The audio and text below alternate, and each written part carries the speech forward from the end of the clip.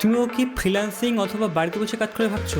তাহলে এই ভিডিওটা একদমই স্কিপ করো না, কারণ আমি 5টা এমন কথা বলবো যেগুলো তোমার অবশ্যই জেনে রাখা উচিত, নাহলে তুমি কিন্তু ফ্রিল্যান্সিং বেশি দিন টিকতে পারবে না। প্রথমত আগে স্কিল শেখো, কারণ ক্লায়েন্ট কিন্তু তোমার সময়ের জন্য পয়সা দেয় না, তোমার স্কিলের জন্য পয়সা দেয়।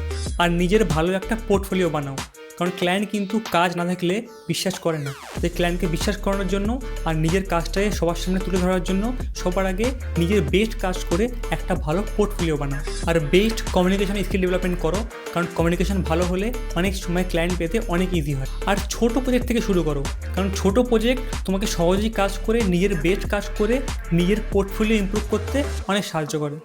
আর কনসিস্টেন্সি বজায় রাখো। সবার শেষ এই টিপসটা কিন্তু খুবই ইম্পর্টেন্ট, কারণ ম্যাক্সিমাম লোক কনসিস্টেন্সি থাকতে পারে না এবং অল্প দিনে ইনকাম না হওয়ার ফলে ফিল্ড ছেড়ে চলে যায়। এটা করবে না, তোমাকে সময় দিতে হবে এবং ওয়েট করতে হবে ততদিন নিজের স্কিলটাকে ডেভেলপমেন্ট করো, স্কিলটাকে ইমপ্রুভ করো। এর মধ্যে অলরেডি তুমি কোনটা কোনটা ফলো করছো কমেন্ট করতে অবশ্যই ভুলবে না। আর এই ধরনের ভিডিও দেখতে এক্ষুনি ফলো করে নাও।